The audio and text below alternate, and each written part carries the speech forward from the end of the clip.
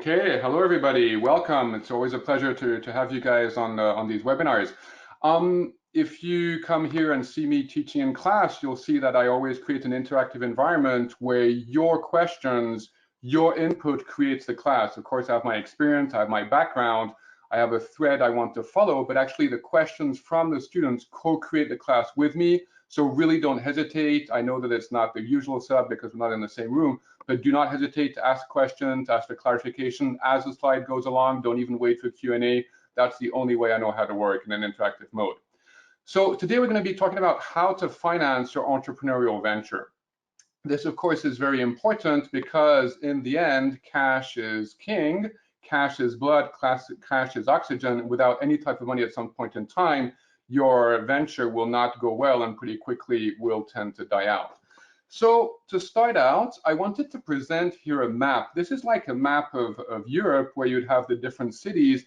If I were to tell you, please go from London to Berlin, and you have no idea where London, where Berlin, the chance of you making that voyage would be very, very slim. This is the same way as far as the map of financing goes, where on this axis here, on the horizontal axis, you have the level, the stage of which your startup is, seed, startup, Series A, Series B, expansion, and there's matching amounts that you will be likely to be raising in that stage of the startup. And as you can see, those amounts grow as the startup ages. On this axis here, the vertical axis, actually have the risk that's taken from low to high. And one thing we see that over time, that risk actually diminishes, that risk actually goes down.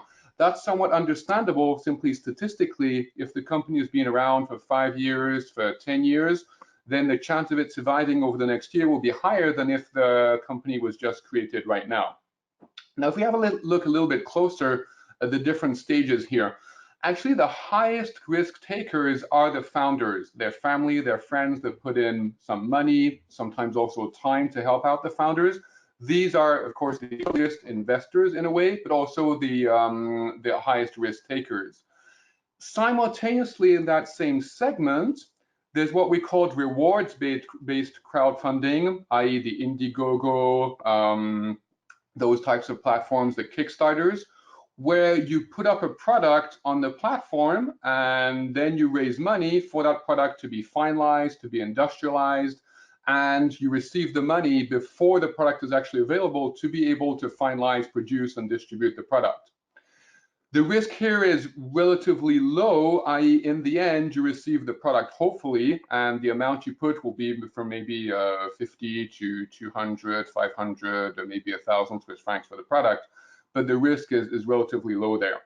Then, of course, lower risk than that, prizes, grants. This we really encourage early entrepreneurs to be able to use, because this will give them financing, which we call non-dilutive. This means that it doesn't actually dilute the shares in the company.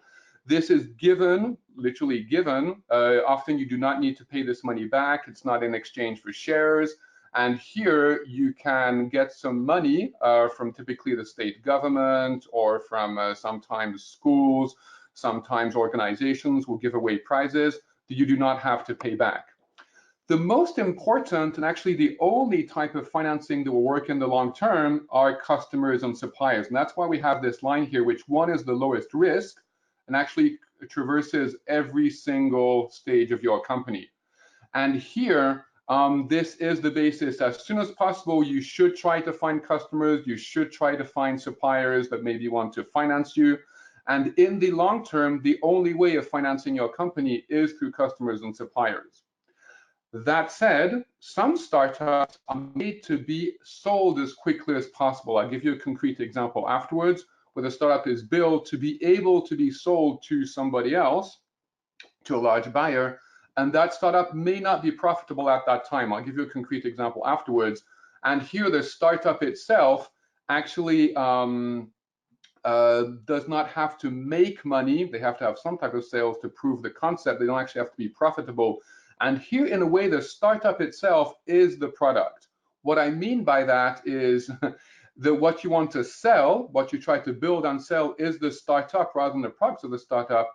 And the products of the startup is simply the brochure, the marketing material to prove that that startup itself has something valuable, has something that's of interest to the market. And here a large company can buy them out with a much bigger firepower for the sales, much bigger firepower for the marketing, much bigger brand, much easier market access. And this large company tends to buy out the startups to be able to have a new product line in their own portfolio. Again, I'll show you an example afterwards. In the startup stage, so between 200,000 and 2 million euros, US dollars, about the same. Here we have equity crowdfunding. The difference between equity crowdfunding and rewards-based crowdfunding is equity crowdfunding actually the funders, the people providing the money, receive shares in the company rather than the product of the company. So for example, a craft beer company or B2B software company could do a crowdfunding for equity, and then you would not receive a beer or a six-pack of beer as you could with reward-based crowdfunding, but actually you would receive equity in the company itself that, if it grows well, could pay out dividends, but most likely will tend to be bought out by a much larger player in this space. At the same stage, you have business angels. Business angels are individuals that invest their own money in startups, often as groups, and they will provide between 200,000 and 2 million for financing one round of a startup. And this can be very useful because these people not only want to give money, but they also want to give help. They want to give time, knowledge, contacts to be able to help out the startup to grow. And again, I'll show you the concrete example later on where I worked with a startup, it grew and was sold very nicely later on.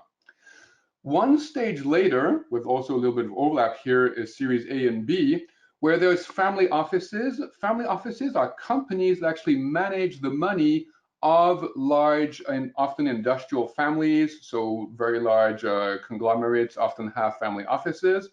And these family offices manage the investments of a large family, and they are often very value-driven. And if you have connected values, values that match very clearly in your startup, the same values of the industrial families, you can try to talk to them to have them to invest in your startup. These families invest for the long term. They're actually in wealth preservation. They want to preserve the wealth of the family for future generations. And they have horizons of investment that actually very long, can be 20 years or even more. So they'll be looking for long-term growth. At the same stage, you have strategic investors. Strategic investors are actually investors that want to have your product grow to be able to incorporate it in their portfolio of products. The example I'll give you later on is a typical example of a strategic investor. And here, companies who want to have a new product in their portfolio, they have difficulty innovating internally on a certain level, fast enough, cheaply enough, and they'd actually purchase a startup to be able to have one new product in their portfolio. Venture capitalists, as opposed to business angels, invest larger amounts, the business angels, but also invest somebody else's money. So we're a little bit in the same business between business angels and venture capitalists, but actually venture capitalists invest somebody else's money, typically rich families, retirement funds. So those types of investments will be invested by venture capitalists, and the venture capitalist himself is actually the employee, and he will define how the pot of money is invested. Again, it's not his own money, mostly not his own money. Once the startup becomes profitable, once they have revenues and hopefully also some profit, you can start to get a loan from a commercial bank. But this does require some type of hard asset that the bank can then get their hands on if you're not able to repay the loan. And that's we're in about the same stage here. But for this, you do need to have some revenue to be able to do that. And then, of course, later on for expansion, private equity markets, these are available, but for much later stage companies, as startups, they're not attainable directly. Typically, it takes at least 10 years for companies to be able to grow to this stage where they could grab a private equity or go public on the equity markets. So this was the very first introduction. Again, this is really a map of the investment space, the different financing vehicles, the same way you'd have a map of Europe or the map of the world, just so you understand what stages you would go through and in what order. Again, I love my presentations to be interactive. If you have any questions, if you have any comments, if you want any clarification, don't hesitate to ask in the chat, and then Diraj will forward those questions directly. Yes, actually, we have one question already. Excellent. Good. And there is this query: to be able to sell the startup, should it be a locally or regionally recognized brand? That's a very good question. Thank you. Thank you first for your courage to be able to ask that type of question. I know the first question asked is always from the most courageous person. That usually opens up the gates for tons of other questions. So I'm looking forward to the other questions too. In this particular case, it depends the segment that you're in. If you're in a B2C segment, directly to consumers, of course, the brand needs to be recognized. There needs to be something of large interest. One huge example is the Beat headphones bought out by Apple. Of course, they had huge recognition of the brand, and Apple buys them out. But you could also have even examples as, in the food industry, local brands that are well known. If it's B2C, that brand does need to be recognized locally, because often the buyer will look for market access. They want a new product, but they also want market access. And simply because you have a great tasting, I don't know, food bar or something like this, the big players, Nestle, Kraft, whatever, they can make great tasting food bars as well. Maybe not as good as you as the entrepreneur, but somewhat close. So some type of brand. In the food space, a very good example would be Ben & Jerry's, the ice cream that got bought out. And here the brand was very well recognized, actually had a very positive image of sustainability before it got bought out. Now, if you're in the B2B, business to business space, then actually the brand doesn't need to be recognized at all. What they're really looking for there is products. And there the products will simply be included in the portfolio of the buyer, the example I'll show you later on. And here, the product does not need to be recognized by the general public, doesn't even necessarily need to be recognized by other companies in that space. So hopefully that answers the question. That's a very good question, by the way. And don't hesitate to ask more. Any others, Diraj, on this slide, or should I go to the next slide? Yes, there is one. Will banks welcome you with low interest rate? Okay, from an entrepreneur standpoint, that's a very good question. Actually, banks at an early stage will not welcome you at all, independently of the interest rate. So the interest rate actually is not the biggest problem. Mostly they'll refuse to lend to you. Banks are in the business of not taking risks. Banks are in the business of mitigating risks. They really don't know how to value a startup. They don't understand the business of startup investing. It's not their clientele. What they do want to do, though, is establish a relationship with you as an entrepreneur so that the day that you are successful, they will be on the first line to be able to manage your personal and company assets. So when you talk to bankers, be careful, because a lot of them will say, oh yeah, of course, you're more than welcome. We encourage entrepreneurship. But actually, if you want a loan or if you want an investment from them, they will look at you. They will require 3 years balance sheets, 3 years financial statements, and they will require sales and usually even profitability. So they will actually be in the business of expansion once your company has already have a certain size to be able to maybe go to new locations. Typically, like stores, a store chain, they'll do one location, they need to self-finance or mostly self-finance. Once there's a proven business model there, then they can start replicating it across multiple locations. And this they will be very interested in doing. But in the beginning, actually the interest rate is not the biggest problem. Just getting any type of interest rate would be a problem. That said, there is loan crowdfunding. Loan crowdfunding, you can get interest rates of maybe 8–10% on very stable currencies and very stable locations, which might sound expensive, but actually it's way better than nothing, and it's still much, much cheaper than the rate on return that we're expecting as business angels on the equity, because equity we're expecting 30–40% per year simply to compensate for the companies that don't go well. So in my space, once I invest as a business angel, 40% will go bankrupt. I lose everything. 40% just return the money. I get 1 times back. So if I invest 10,000, I get 10,000 back. And only 20% will have a positive return. Only 1 out of 5 will actually create money. So therefore, that 1 out of 5 has to compensate for all those that are not doing well. So definitely we're looking for 30–40 or more % per annum return on equity of those that do well. So even though 10% may sound expensive, it's actually cheaper if you can get those type of loans. But again, the problem is actually getting any type of loan from a bank as a startup. Hope that answered the question. Any other questions on this slide? We're becoming interactive already. This is excellent. Okay, Otherwise, I don't so think so. there is a question by Fadil.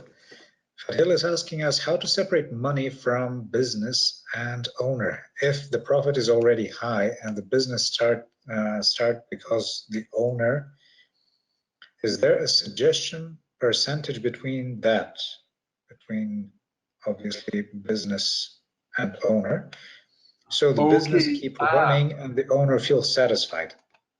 Yes, that's actually a very good question. Excellent. Yeah, I love this session. Yeah, so here, basically the owner, if you own 100% of the shares, then you get 100% of the profit of the sales of the company, i.e. when the company makes profit, or of the sale of the company when the company is sold. Now, if you use external investors, then those investors will own a certain share of the company, anywhere from 20 to 60, 70%. It depends on how many rounds, what your valuation were. There's all sorts of inputs there that change.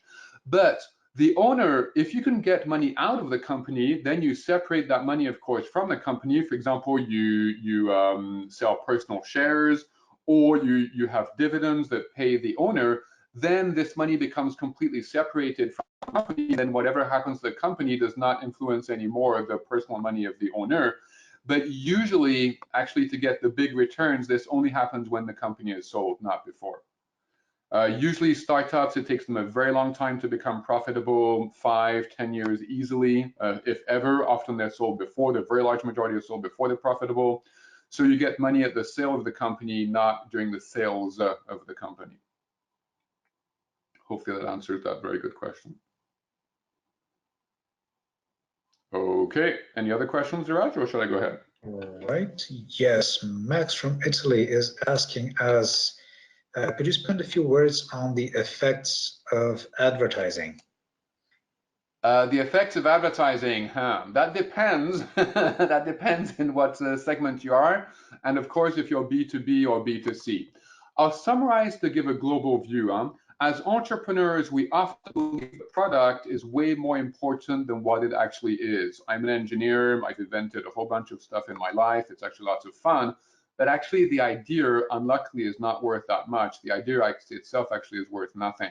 What's really important is the execution to get that idea to market. So in that particular sense, advertising, or maybe the more global level marketing, is actually very important, and I would say even more and more important. We're inundated with advertising all over the place for tons of products. It's grabbing people's attention. It's a war of attention.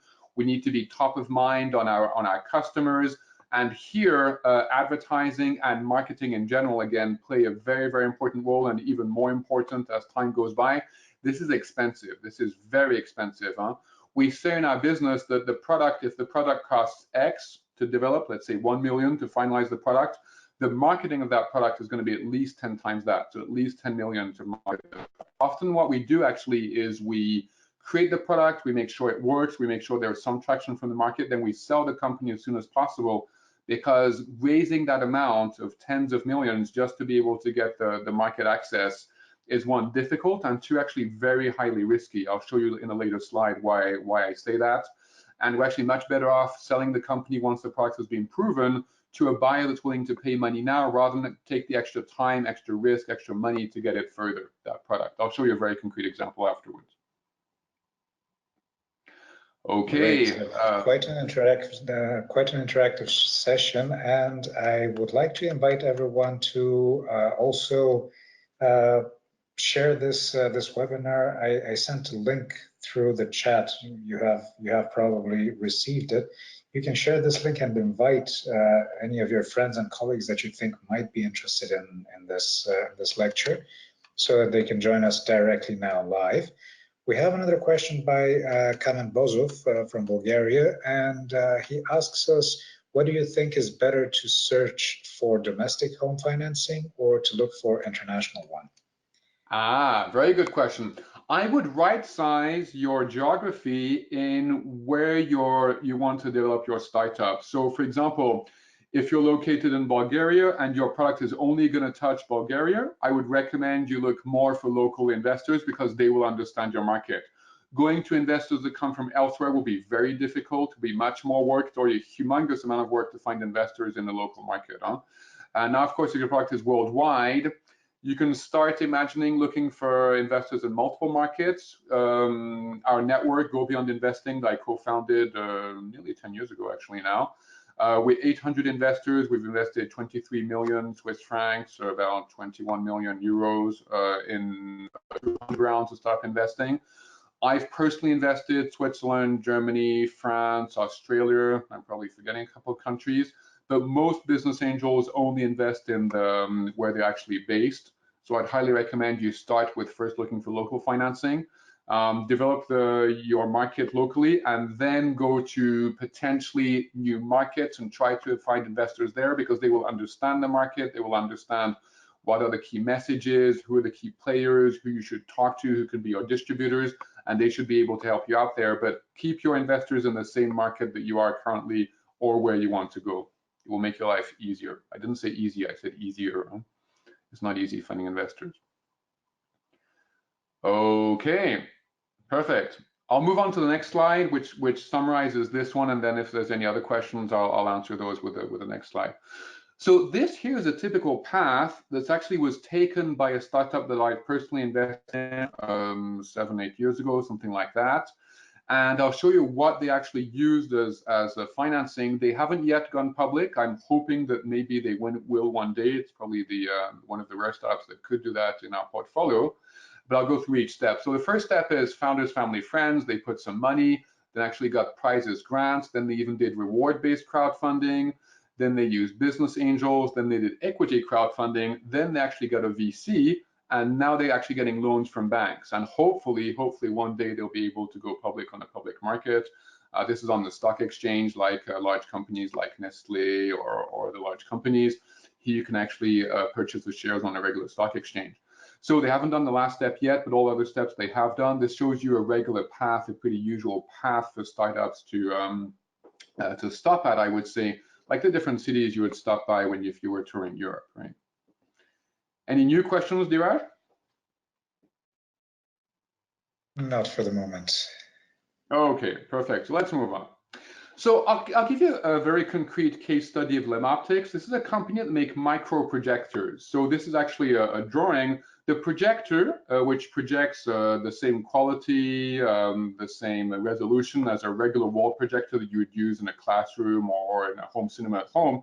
This one actually measures the size of a sugar cube. It's a very, very complex technology using laser beams that are combined through a prism and then actually two-way mirrors to be able to scan. It's very smart because it uses, of course, very little space, also very little energy, very little electricity. And I want to give you a little rundown of how I met this company, what stages they went through, and what happened to it in the end. So this company is called Lemoptics. You can look them up on the web. And they were purchased 3.5 years ago.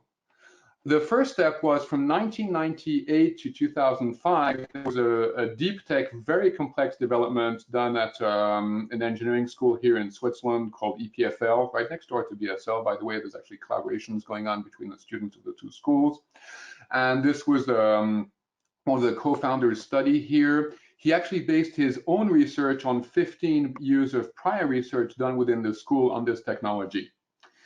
In 2006, he got some prizes and some state loans to be able to develop the technology more, to be able to found the company. And 2009, they actually they founded the company and they did the tech and market validation. I actually met the company in 2007 at a startup competition here in Lausanne at EPFL, in an environment actually very similar to the one where that we have here at Business School Lausanne, where we have startups. We build startups, we empower students to become entrepreneurs, we give them coaching, we connect the classes towards the entrepreneurial world, and we accompany the entrepreneur from the founding until launch, growth, etc. And here in 2007, I met the CTO, the future CTO of the company. We really clicked, we got on well. I was actually giving him some coaching regarding financing. We stayed in touch.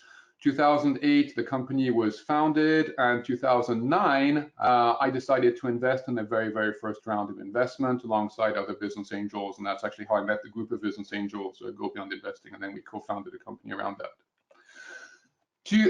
As of 2009, there are actually 4 rounds of external financing by business angels alone, and you'll see the growth of the company and the way this company was then packaged and resold for a lot of money. It's actually very rare for a company being able to be bought out by such a big player that you'll see later on, to be financed by solely business angels. Often these companies need much more. Often they actually need VC money as well. And in this particular case, 4 rounds from business angels. The first round was 700,000, 2009. That's the very first round I participated in for a fraction of that amount. 2010, they raised 1.2 million. 2011, 1.5 million. Then 2013, they raised 2.2 million. So a total of around 6 million. And actually in 2015, they were sold to Intel, which was a humongous gain. Went very, very well financially.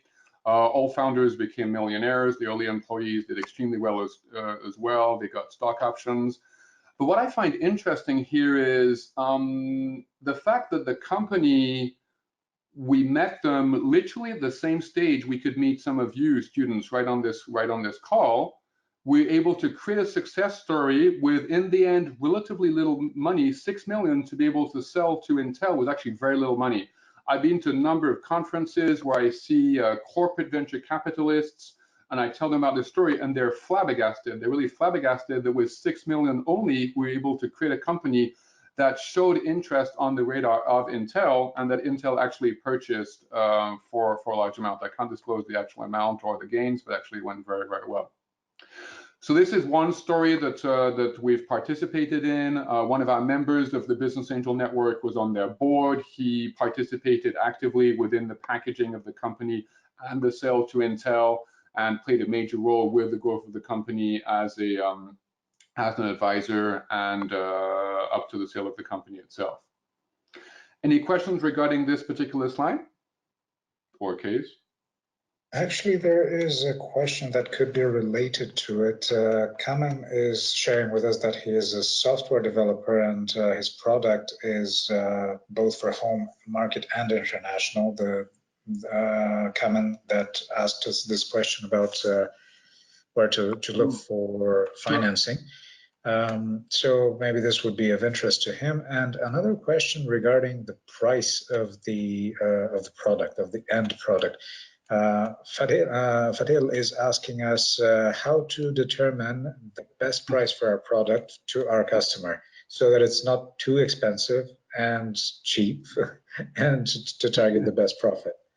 I guess this is the mother of all questions, isn't it?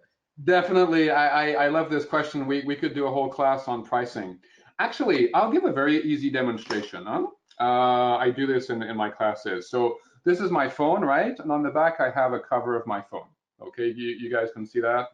Okay, so this is the cover of my phone. This cover, I paid 3 Swiss francs, so about $3 for this cover on eBay, sent to my home, right?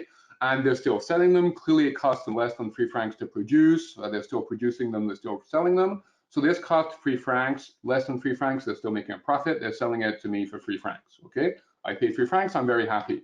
Now, if I were to compare it to competition, so sorry, the first step is cost plus margin, right? So 3 francs, they're still selling them, they still make a profit. Clearly at 3 francs, that's already more than cost plus margin. That's the first methodology. The second methodology is competition. If I go to the big local telecom store and I look for this exact same cover, I'll find them for 30 francs, so 10 times more. And competition, here locally, I can walk into the store, I can buy it 30 Swiss francs. So 10 times more. First point, cost plus margin. Second point, competition. Third point, how much is this worth to me? How much would I be willing to pay if I had no other mean? This particular cover has saved my phone from me dropping it a number of times. This phone is expensive. It's hundreds and hundreds of francs. If I were only to find this particular cover, exactly the same one at 300 francs, I would be willing to pay 300 francs for it. That's what it's worth to me, 300 Swiss francs.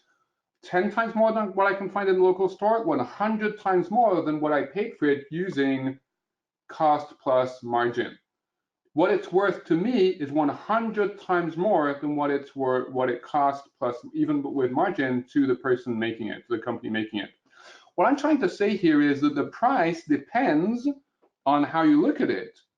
In the end, you should only look at how much is this worth for the actual end user. In my particular case, if I only found it 300 Swiss francs, I would buy one today at 300 Swiss francs. It's already saved me probably 1,000 francs at least for my phone, just by protecting it from the from breaking when I drop it.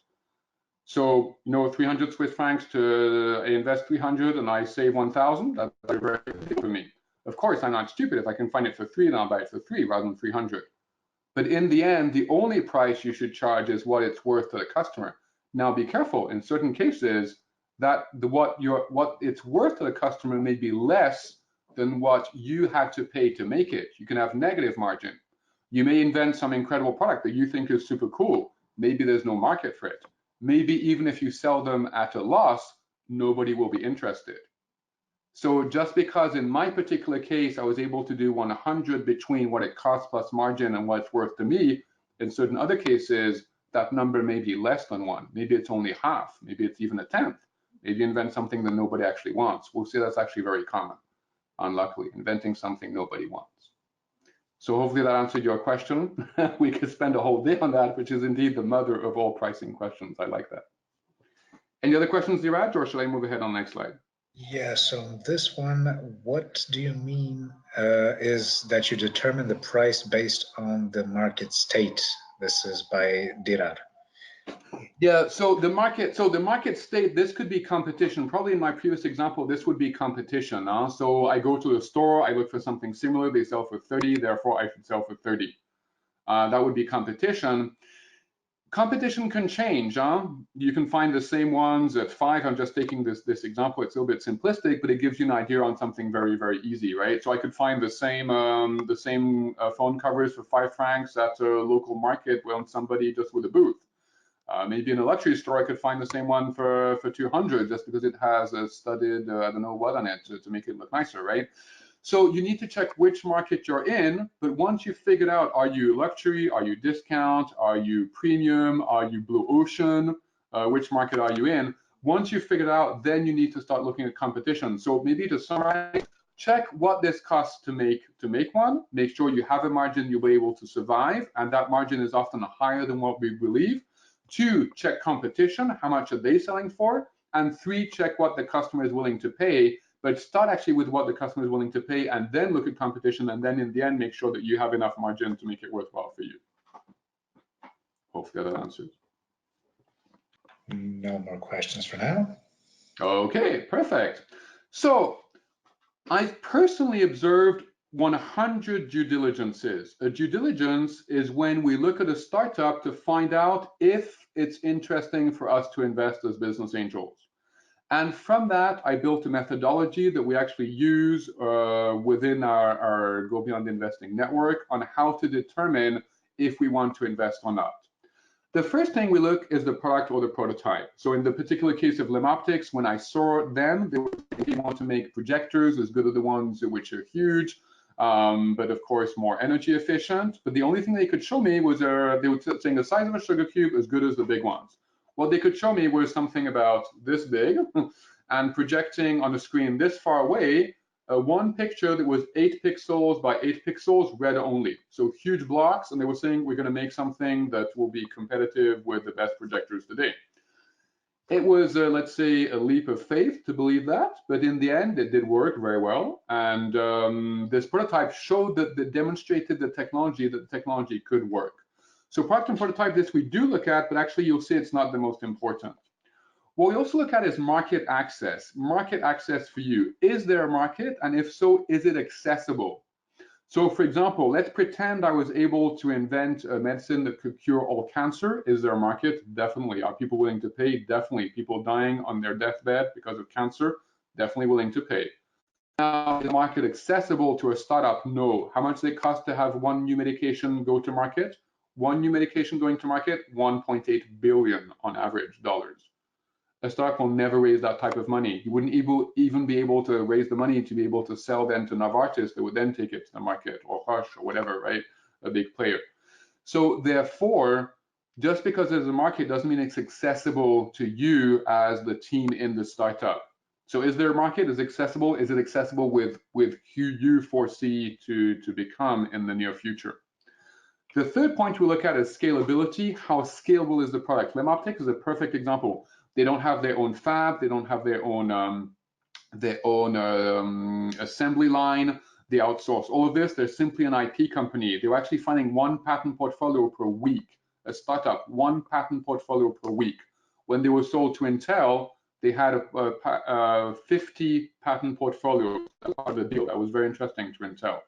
So this is infinitely scalable, like Facebook serving one new customer, not acquiring, not serving one new customer costs them close to zero because it's simply one new account on a computer.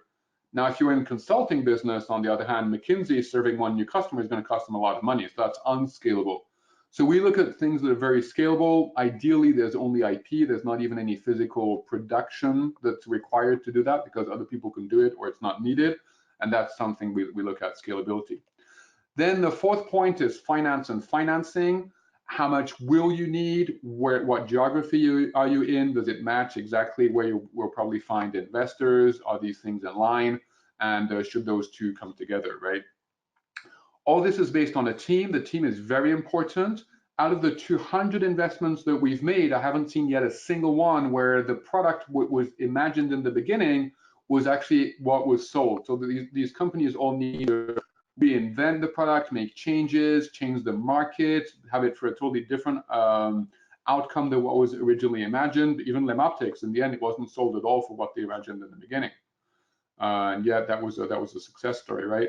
So the team has to be able to hang together. It's very stressful in startups. I've worked in companies growing from 350 to 15,000 people whilst I was there. That was less stressful than working in a startup. Startups are very, very stressful places.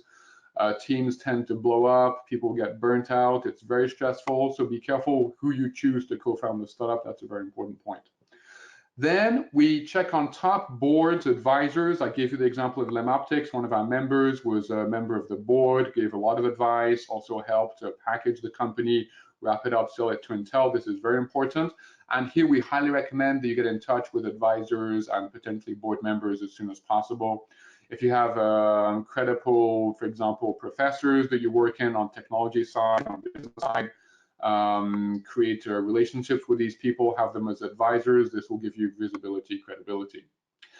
Now, out of all these 6 criteria, if I were able to go in the future and check one, but only one of those 6 criteria, I would actually check the market access. This is the one that's the most difficult, but also the most important for the survival of the company. This is difficult to check, it's difficult to guess. You can imagine lots of things, but in the end, market traction will define what type of feedback you'll get, people purchasing your products and or your startup itself. But market access is the most risky and the one that's most difficult to check. Products in the end do work. We believe that products will take time. They do indeed take time, but 200 investments of Go Beyond Investing, as far as I know, not a single one, the product did not work. It took a little bit more time, a little bit more money, but the products do work. And there, we often spend way, way too much time on the product and the prototypes. Definitely not enough time on the marketing, on getting hit in the face, trying to sell this, going to see customers. My flagship product today, I saw 40 customers before the first one said yes. 39 no's. It could have been 50, it could have been 100 no's. I did not know. Luckily, maybe I didn't know there was going to be 39 no's before I sold one. And yet today it's my flagship product. Okay, Diraj, any questions? Not for the moment. Perfect. Okay, the team, of course, is also important. That's the second thing. The second reason for startup failure is the teams, I said, blowing up, get burnt out, letting go, abandoning. Then one question I'm often asked is how to present financial projections. As business angels, we'll require 5 years of extrapolation of your finances where actually we know that this year will be wrong. Why do we do this? Are we stupid or are we just torturing you? No. Actually, what we're looking for is not just the numbers themselves. The numbers, they give kind of a calibration of the size of the company, whatever the ambition, but actually that's not the most important part. Beyond the numbers, we're looking at the formulae behind the numbers. For example, in this particular case, year 2021, 400,000 revenues, 400 clients, clearly, so 1,000 per sale. The question is, how can you prove to us that you really are going to be able to sell whatever you sell for 1,000 per sale, right? So beyond the numbers themselves, what we're looking for is what's the driver behind revenues. In this particular case, could be number of clients, but it could be also average sale per client. It could be number of geographies, number of distributors, whatever. Looking at the biggest driver behind costs, this particular case, it's number of full-time equivalents, number of employees, right? But it could be something else. It could be your raw material, maybe the biggest cost, or it could be, I don't know, sales commissions could be the biggest cost, whatever, if you use a distributor. So in the end, what we want to see is revenues, cost, of course, the difference, profit. Keep this very simple, maximum 1 or 2 lines of revenues, maximum 1 or 2 lines of costs. I see these huge financial projections with 50 different lines. In year 5, the cost of the internet connection in whatever office. Guys, we don't care. We don't care about $50 a month, right? We're talking about big numbers here. So keep it very simple. And then the 2 drivers, the biggest driver behind the revenue, and then the biggest driver behind the cost. But actually, in the end, the numbers themselves, they're not that important. What we're looking for, the formulae. Even more important, the assumptions you're making. For example, in year 2021, you're assuming you're going to have 400 clients, each paying 1,000 for the product. So what we want to see is, okay, this is your assumption, 400 clients, 1,000 per product. But how do we have the data that shows that you will be able to attain 400 clients and they will pay 1,000 each? And for example, if you told us, first 5 sales, we've already been able to sell at average 2,000 a piece. Probably 2 years from now, you'll be able to sustain 1,000 once you've used the early adopters. That's an example of getting data, right? Or you can say, to sell those for 5, we had to do 20 client visits. Out of those, 10 follow-on visits, out of which 5 actually signed. Okay, now we're starting to get a funnel. We see the conversion rates, we see the numbers. So therefore, we have an idea of, to get 400, if I had to have 20 visits for 5 clients, then probably I'll need 1,600 visits to be able to get 400 clients, right? Times 4 again. So here you get the idea of how those numbers will work out. You can go from numbers to formulae to assumptions to data. And the sooner you can get data of any type, real data, it will make your life 10 times, easily 10 times easier to raise money. Because then you've proven something. Ideas, a dime a dozen, even less, right? But data behind real sales process, this will get you financing very easily, much, much easier. Okay. Any comments on that? No comments for the moment. Go ahead, Josh. No comments for the moment. Okay, perfect. Okay, so that said, we truly wish you full success and lots of fun with your pictures.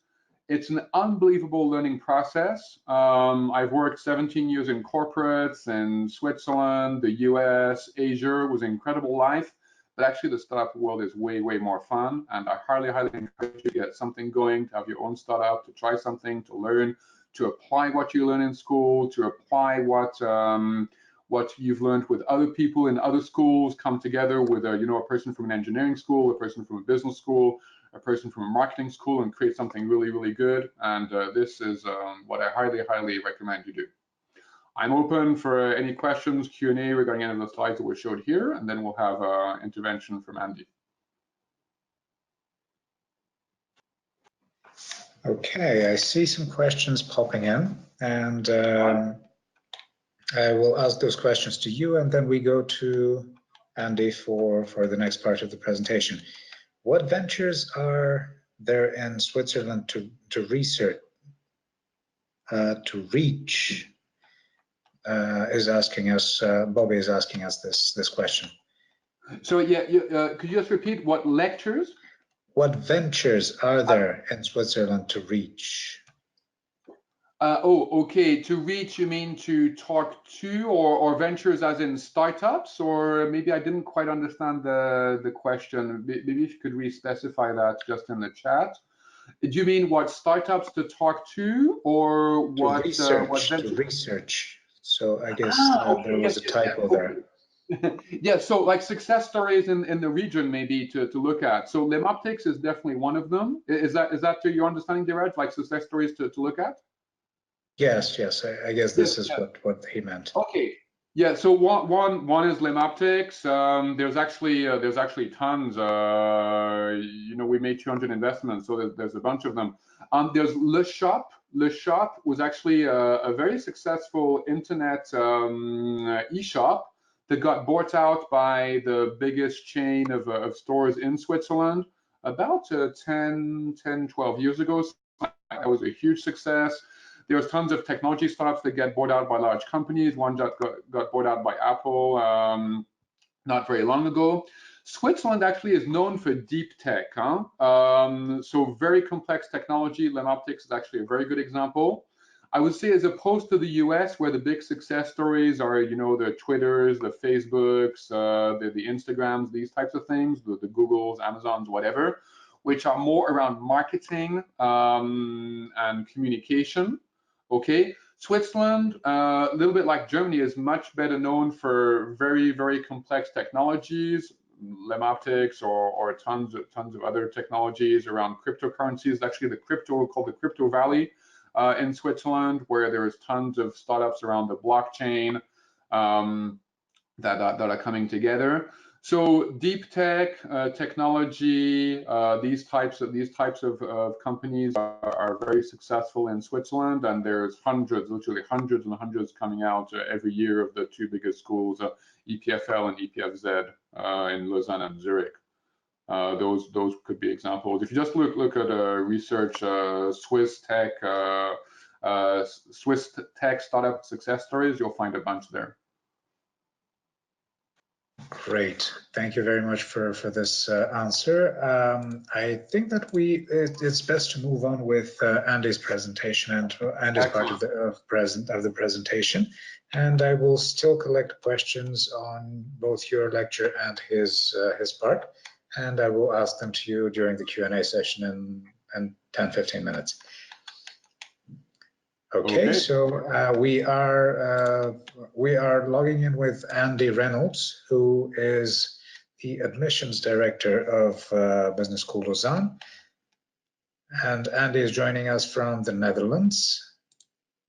We can hear you, Andy, and we can see you. Hello, good afternoon, everybody. Yes, thanks for the introduction, and thank you to Andre for the fascinating presentation there. I'm one of the recruitment associates for the school. I'm just going to talk a little bit about the program itself, or the school itself, and also that I'm going to cover in a little bit of detail about the application process. But obviously the application process is something that's a little bit more broad as well, because obviously not everybody's going to be looking to study with ourselves. So some general information about how to make a successful application for the school of your choice as well. But just turning to BSL to begin with, is just to talk through a little bit about ourselves. So we're a private business school based in Lausanne in Switzerland on the banks of Lake Geneva. We've been around for over 30 years. We're, as you can see on the slide there, we're fully ACBSP accredited, and one of the pillars that we really build our learning around is entrepreneurship. So as you could see by Andre's presentation that looks specifically at entrepreneurial finance, we do invest a lot of our teaching and a lot of our programs around that area specifically. So alongside the use of what we call mega trends, which are things like sustainability, machine learning, AI, those areas that are really current and important to business students on any level. We do have the entrepreneurship as a pillar within our learning, and that's really within the DNA, within the fabric of all the programs that we teach. Now, specifically looking at the programs that we offer, the entrepreneurial finance that you've just examined is available on our Masters in International Business and our MBA, and of course our Executive MBA program as well. So it's basically everything that's on the above the bachelor's level has the entrepreneurial finance. There is elements of that within the Bachelor's of Business Administration program, but as I say, mainly it's involved in the postgraduate, as these are the people who are going to be looking to maybe more use that entrepreneurial spirit, look to start up their own businesses, etc. With regards to the admission requirements for ourselves, as you can see on there, we do require a bachelor's degree. However, that bachelor's degree can be in any discipline. It doesn't have to be business related. For the master's program, the master's in international business, we have students who come from various sectors who want to diversify or want to look at a career in business, who will join us. And also for the MBA, of course, we have people who will study a bachelor's in business.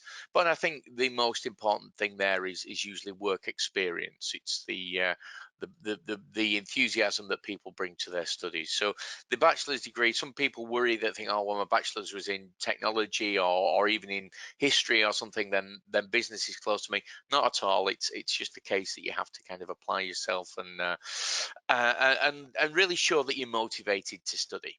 Another point there, and this is again something that's worth bearing in mind for students who maybe aren't native English speakers, is that we do require the IELTS or a TOEFL.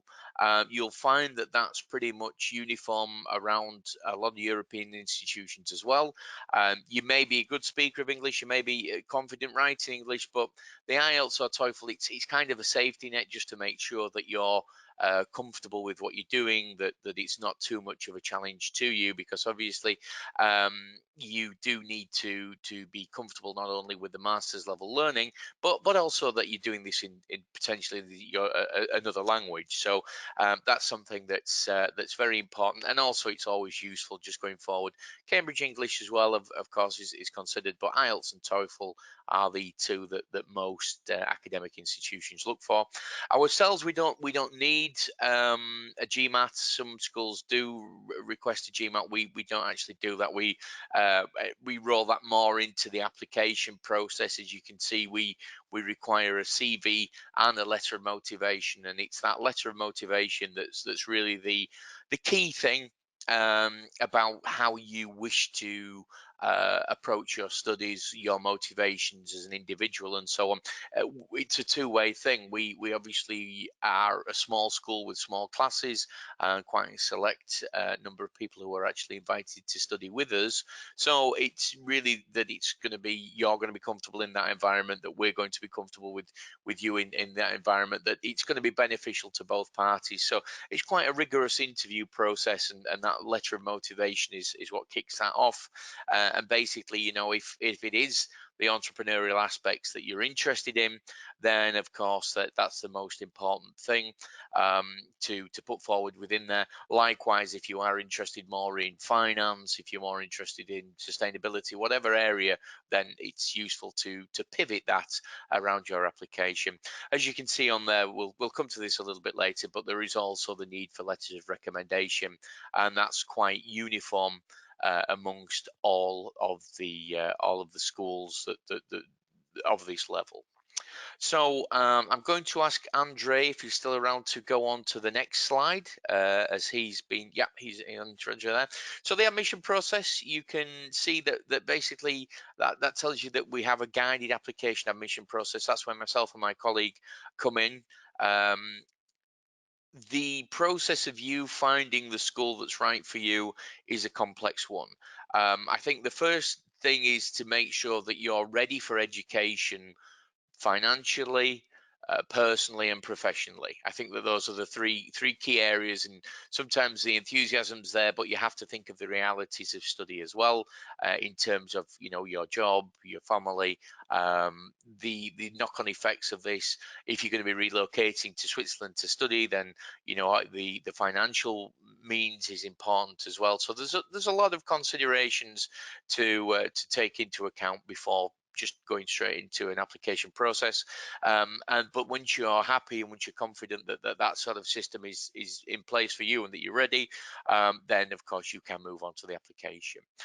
We will assist in that, in building a strong application form and preparing you for the admissions interview. There is certain areas that you need to consider. And again, this is specifically for our school, but other schools will have a different criteria and different focus, especially if you're looking at sort of something that is maybe more finance orientated as a degree. Then it's also wise to make sure that your application matches with your intentions and what you're going to be saying at the interview itself. So it's important that there is a continuity of message there.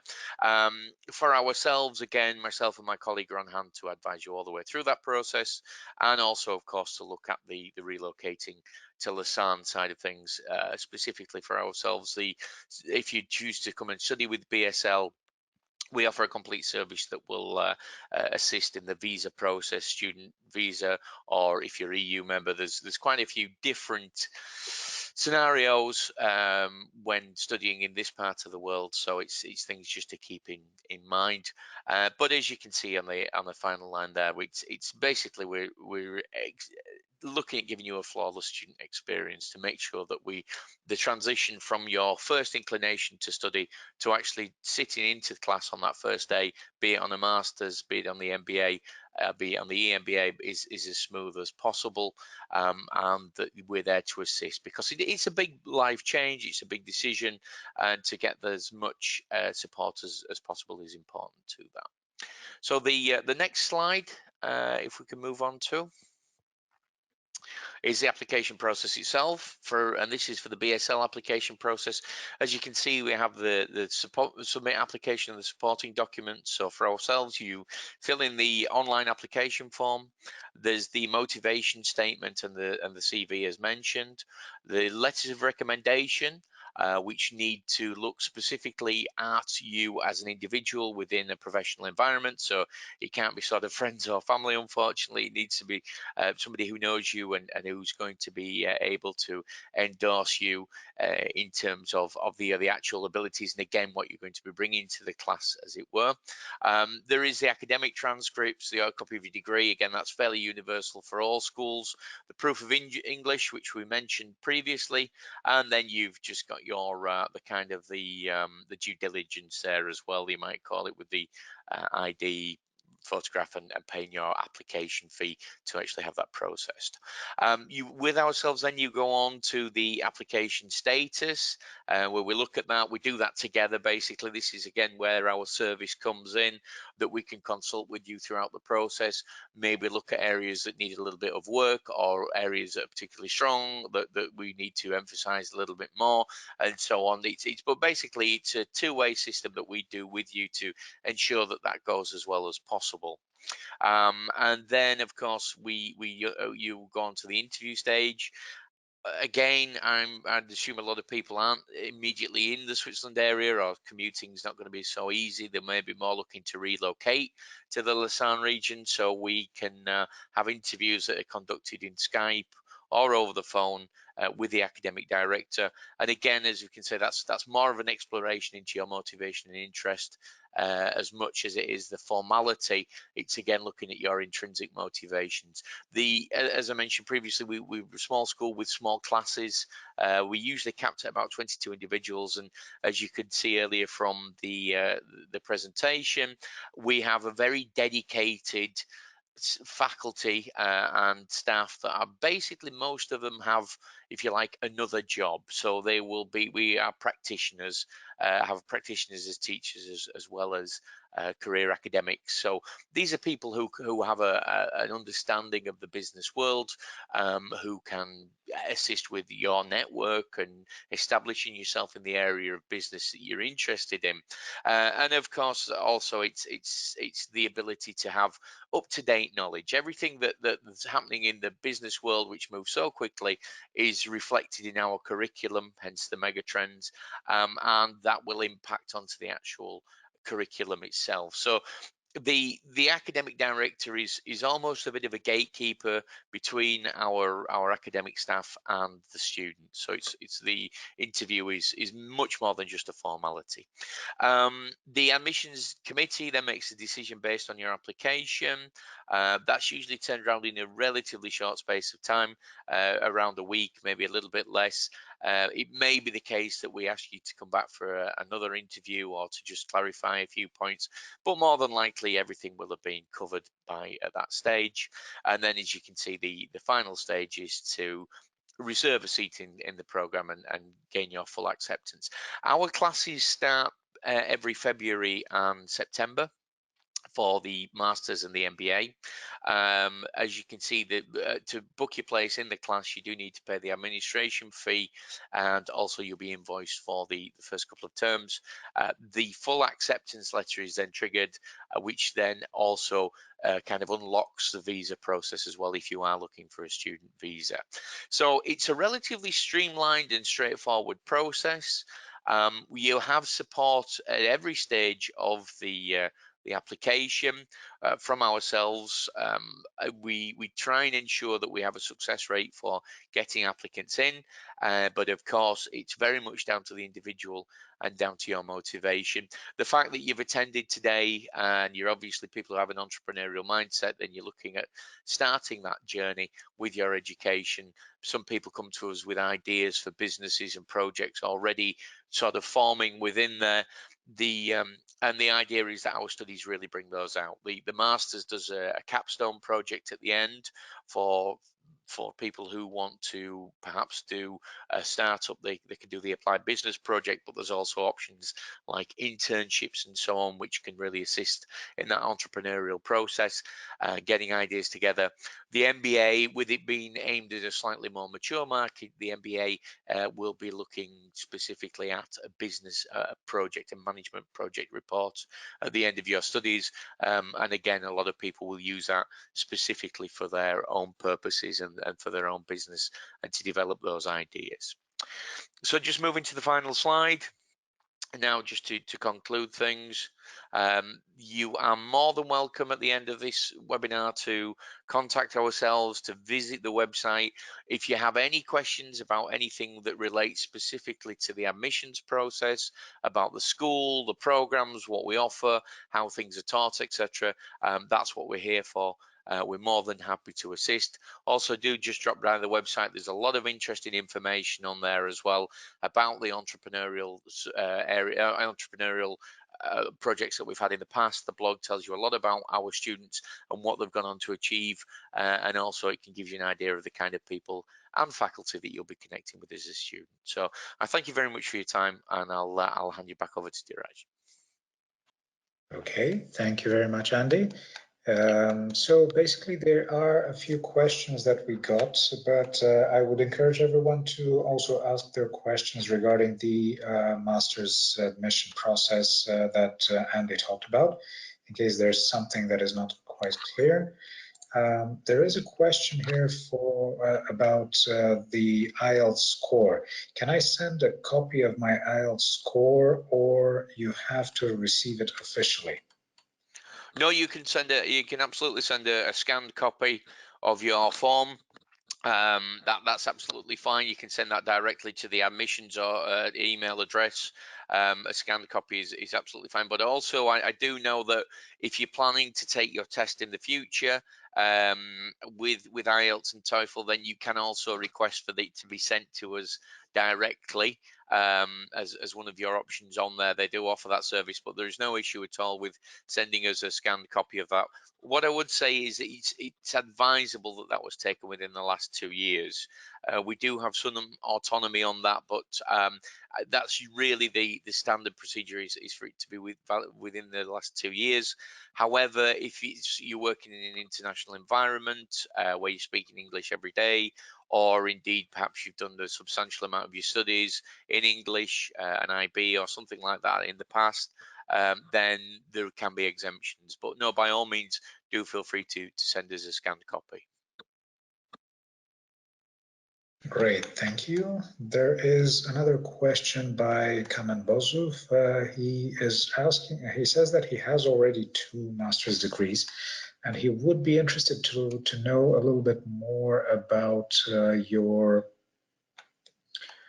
doctoral degrees. And basically he has concluded his master's in telecommunication and informatics. So to go for a doctoral degree, does he need to go to have a technical degree, or would it be wiser to go for a business one? Yeah, I mean it depends on what he wishes to do. I mean, obviously, if you have two master's degrees, there's very little point in picking up another. From an academic point of view, you're going to be familiar with all the research methodology, etc., that's used, which is important for the doctorate program. The doctorate that we offer, the Doctorate of Business Administration, which is, as you understand, a continuation of an MBA, has quite a lot of autonomy within there. So it looks, if it specializes in anything, it's business transformation. But people will come to us, prospective students will come to us with a proposal of what they want to make the thesis about. So basically, if it's something that married business along with more technical side of thing that he perhaps has his background, then that will be absolutely fine. It would be a written proposal that's then put forward to the dean, the program director, who will look at that and make sure that it's suitable, that it's viable, that it's logical, that the study is actually going to come to fruition in something that has real value in terms of both an academic piece, but more importantly, in terms of something that's going to be beneficial to that individual in their career. So yeah, I mean, that would be my advice. The first thing to do again is to drop by the website and have a look at a little bit detail about what we offer. It's a 3-year program that's done mainly on a distance basis, so it's as opposed to the masters where you're a lot more on campus. But what I would say is that there is a lot of interaction with your thesis supervisor. So it may be somebody like Professor De La Fontaine, who basically you are matched with, and who is there to guide you throughout the studies. They're there to advise and help with the actual the academic research and the creation and the actual writing of the final thesis itself. So yes, certainly my advice would be to look at that. But again, we're here to look at everything on an individual basis to assess what's most suitable. So by all means, please do drop us an email, or just visit the website, fill in the form, have a look around, and we can get back to you for an individual chat about what's available to you. Okay. Okay, perfect. Thank you. We have a question here regarding the types of programs that you offer at Lausanne. And can you please tell me how many intakes you have for the MSc for Entrepreneurship is the first question regarding the MSc. And we have another one, but let's first answer this one. Yeah, I mean the first thing to just point out that it's the masters. It's we have the suite of programs that we offer is a bachelor's of business administration, a master's in international business, an MBA, an executive MBA. Both of those can be taken with the option of sustainability, and the DBA.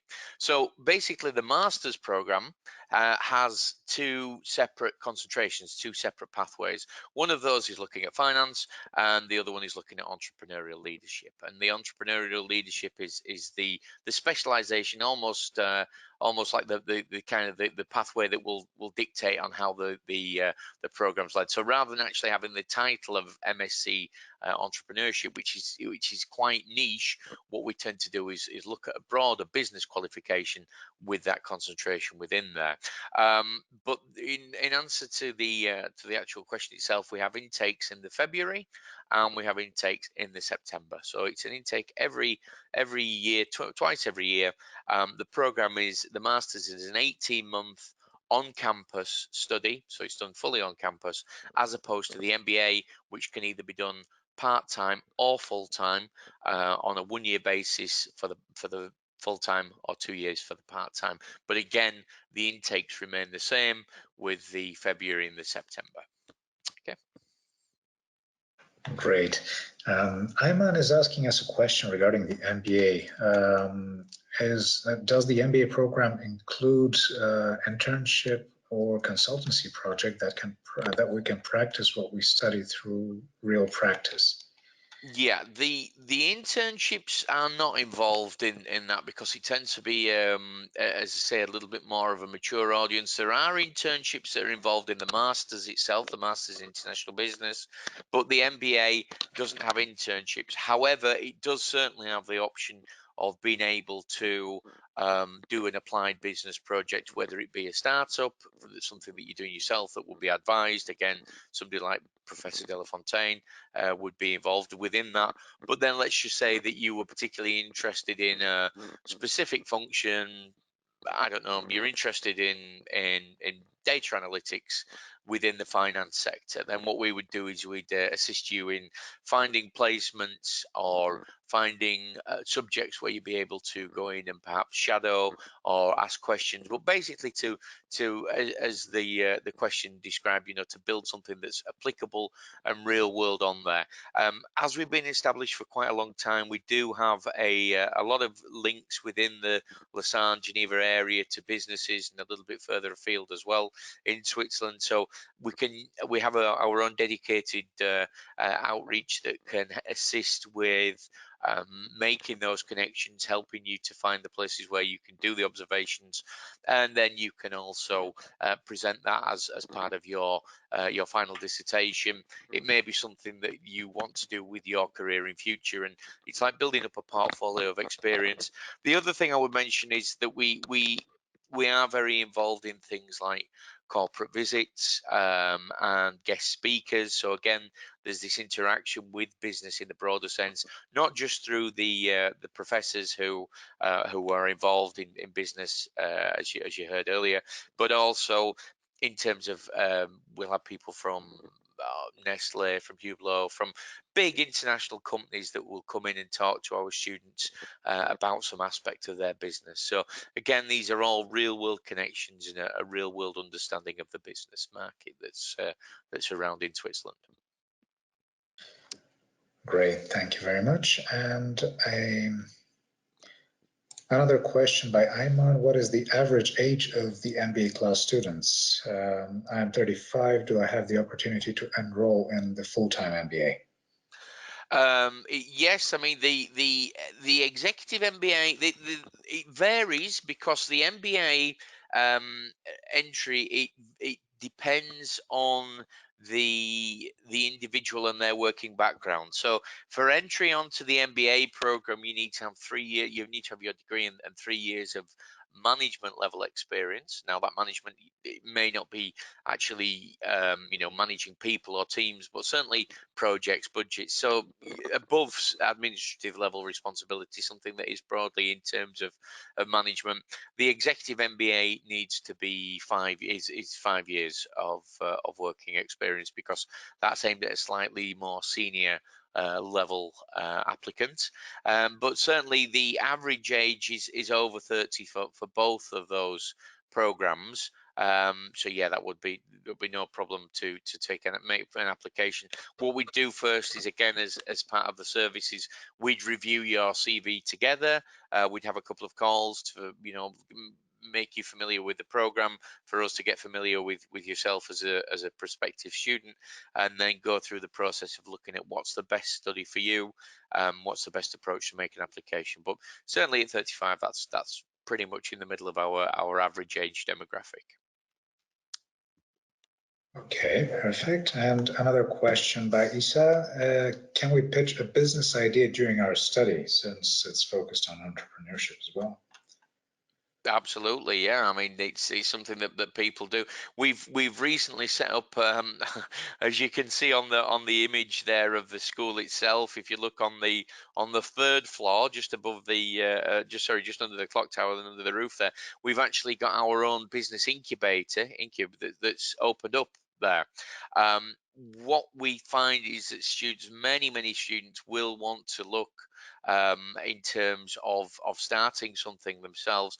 I think Andre maybe can give a couple of examples of students on the MBA or on the masters in recent times who have done something along those lines, perhaps. If Andre's still there. Definitely, yes. I was going to say. So indeed, actually, all MBA students, executive or full-time, actually have a project. I actually manage the class where they need to choose the project, so I know very well what they have to do. And here, nearly everybody chooses their own project rather than a project for the company that they work for. Some people choose a project for a company they would want to work for in the future, and that way it's like a stepping stone between where they are and their new dream job. That's one way. At master level, actually everybody takes a class where they have to run a project and they have to present it in front of the class, and I give them feedback on next steps. There's a couple of real companies that have been either created or accelerated within the school. One of them is called EZA, E-Z-A Watches. Have a look at EZA Watches, actually one of the co-founders of the incubator that Andy was mentioning before, who's a serial entrepreneur in the master program. And a number of other companies have started also from the both MBA and master thesis, definitely. Hope that answers the question, but yeah. Okay, well, I think we have pretty much concluded most of the questions. I will ask a final question that was directed to Andre. There was a question there for if you can give an example or a slide of a sample, excuse me, if you can provide a financial report for a small venture as an example, and what would the suggestions be to improve a small venture? For example, finance for a canteen at school, or just something as an example. Okay, in a way, the example I showed on this slide was somewhat synthetic, but here this could be an example of the format, right? That's a very broad question. School canteen, that's probably not something that we would look at in our entrepreneurial class. We're looking more at high growth, high risk types of companies. But maybe so in a way, there's the financial projections, the three financial statements, right? Balance sheet, profit loss, cash flow statement that we would work on. And the formats for those, there's tons of templates on the internet, etc. Really keep it simple. Don't get fancy, not too many lines, but do it. Yes, one thing, do it month by month at least until break even. Because here, as a concrete example, here the profit, you see this here, but maybe actually in year 2020, the costs occur before you get any revenues. So actually the profit, even though over the year would be minus 200,000, maybe actually your cash flow statement, you would see that you need 400,000 to finance, or maybe even 500,000 to finance, just to be able to get your very first sale. So you need to do a month by month breakdown rather than a yearly breakdown. That's maybe one important point for the cash flow statements. Then actual examples, I mean, if you do a search on the internet, it wouldn't be my examples wouldn't be better than what you would find there. So I don't know if I would answer that question any better than what the public information you could find already. Okay, great. Thank you very much for your answer. I would like to thank you all for joining us, and thank our wonderful presenters for the informative presentation and for taking the time to answer all of the questions. To those of you whose questions were not answered, we will send you the answers via email later on during the follow-up. And you will also receive a link with the recording of the whole webinar so that you can rewatch it. We have our webinars posted on our website, on our homepage, prepadvisor.com.